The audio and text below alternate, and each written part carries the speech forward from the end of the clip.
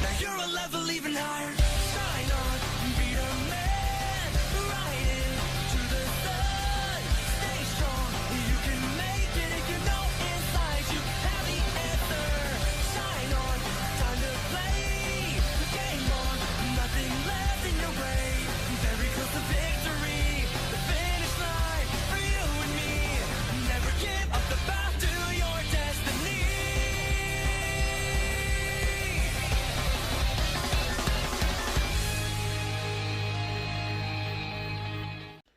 Hey guys, Samurai here, back again with another video. And in the last episode of the Pokemon Sword and Shield series Champions Road, the group have just gotten their gym badges from B and Alistair in Stownside. Now they're on their way to Valencia and going through the Glimwood Tangle.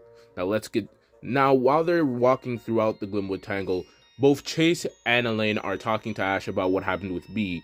Ash wished that he could have been there to help Bede in this situation, but he just wasn't.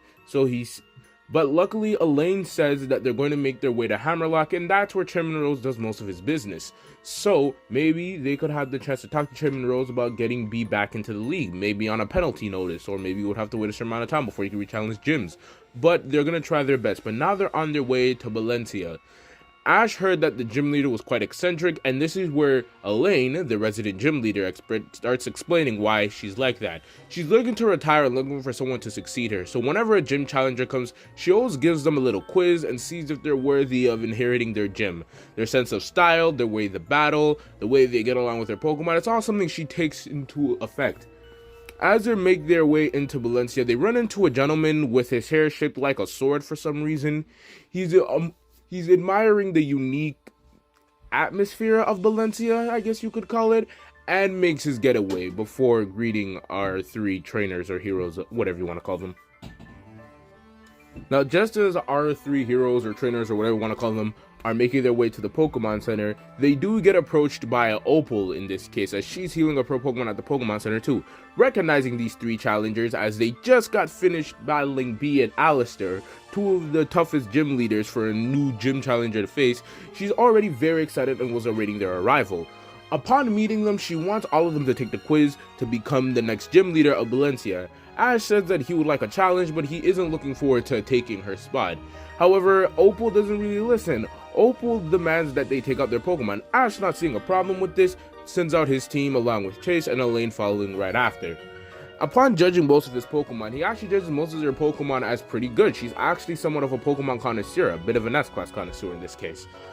However, she does make a very harsh judgment on two Pokemon in particular, this being Corvisquire and Farfetch'd, or Common in the dub, or whatever you want to call them.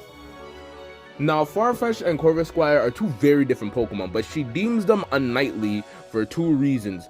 One, for Farfetch'd cares too much about himself and is kind of selfish when it comes to battle, only really wanting the thrill and not really caring for rules or regulations. Corvisquire wants too much of the glory from battle, being very cocky and prideful in itself and not being very chivalrous. She's saying that these Pokemon have potential to be strong, but if they keep up their current habits, they won't get anywhere fast. This angers both Pokemon, and both Pokemon storm out in order to go train and blow off some steam. Ash wanting to train Corvisquire, as he can sense that Corvisquire wants to become stronger. Chase following suit, as he thinks maybe this is for the best, going to train Farfetch'd as well. So as the boys train, this is when Elaine actually gets some one-on-one time with Opal. Opal tells her about her history, about how long she was a gym leader for, around 20 years, but she also tells her that there's more to life than just doing one thing. You gotta find other things. Life is a palette of sorts.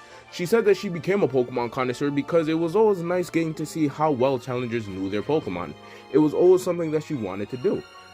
This is where Elaine actually takes a bit of this to heart. Elaine has learned a bunch of stuff throughout her journey up to this point. She's learned coordinator moves just in the last episode, and she learns from a bunch of gym leaders. Gym leaders aren't their one thing. While she wants to become a gym leader, she realizes that's not all she can do. However, Opal must leave as she has to go do a couple of interviews about challengers, but she will accept Elaine's challenge first because she was the one who was willing to stay and listen to her out. Now the time comes for Elaine's battle. Ash and Chase aren't really watching here. They are watching on the Rotom phones, but they aren't in the audience as they're doing some very serious training here. Now, Farfetch and Corvusquire are getting really good training and being really intense as they battle. Their moves are very kinetic, one hitting right after the other. Both Pokemon are clearly trained well, but again, the pridefulness of Corvusquire and the sort of selfishness that Farfetch has are really getting in the way of their true potential. This all happens until Corvusquire notices a Pokemon about to fall down. This is when Corvusquire, for no reason, just because he can and because it's the right thing, saves this Pokemon. Corvusquire truly understands what he meant. Corvusquire feels good about saving this Pokemon and not just for the glory of it. And this is when Farfetch, seeing Corvusquire about to get hit with something, ends up taking a hit for Corvusquire, and it also feels good. It realizes why Opal said it was the way it was and what it needs to do. The Pokemon realize what they need to do and they get even stronger because of it. Now we can go back to Elaine's battle. Elaine's battle is very kinetic. She knows what she's doing here. The coordinated moves help out a lot here, but Opal saw this from a mile away. She's lived a long life and she's done a lot, so she also has coordinated moves. However, it ends with a G-Max battle between Eevee and her Alcremie.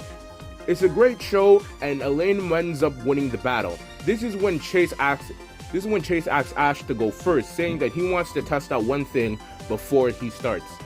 What Chase is trying to do is trying to get Farfetch to learn Focus Energy, as he knows the way Farfetch can evolve. It's by landing 3 critical hits, and he knows using Focus Energy can help. Now in Ash's battle, he's doing really well. He's being more strategic in this battle, as the Fairy type is something that he doesn't have much experience fighting against, but through his multiple appearances shown through battling against it, he knows what he has to do. He's using his moves very skillfully. Heck, Drizzle is getting more of a mastery of its new battle style with a long distance, and it's really giving Opal a run for her money. However, this is when she Gigantamaxes and knocks out Drizzle. Ash's last Pokemon being Corvusquire. Corvusquire is giving a great show, and it ends up Dynamaxing just to clinch the win. But when I mean clinch, I mean it just barely won out. Now we can go to Chase's battle. Chase's battle is again very dynamic. There's times when Chase thinks he's going to lose, and this is when we get the best show of it. Farfetch is actually his second Pokemon that he chose, landing 3 critical hits. But instead of using his newly evolved form into Surfetch to help win the battle, he ends up taking a hit right before Chase switches out into his final Pokemon being Grottle. I forgot to mention this, but Grottle did evolve in the last episode. I just forgot to mention it. He evolved during the tournament. Now, Grottle has a lot of beefy defense, and unlike Ash's Grottle, Chase actually knows how to battle with Grottle due to doing some research beforehand, and he ends up getting the win with Grottle using Overgrow and helping Chase get the gym badge. Now after all this happens, Opal does something with Corvusquire. She takes her umbrella and she actually knights Corvusquire like they would back in medieval times, and this is what triggers Corvusquire to evolve into Corviknight. Now with Surfetch and Corviknight, both of these Pokemon kind of have a rivalry and friendly camaraderie, and they both vow to get stronger together. As the group leave Opal's gym, Opal forgets that she was supposed to test one of them to become her replacement. But while they're leaving, Opal says that she has to make her way to Hammerlock to formally issue her retirement, because if she can't find a replacement, she's gonna force someone to find a replacement. And this is where we end the episode. In the next episode, they'll make their way back through Stow Inside back to Hammerlock, and maybe we'll see Beat again. Who knows? Hope you guys can tune in for the next episode of the Pokemon Sword and Shield series. Champions Road Samurai out.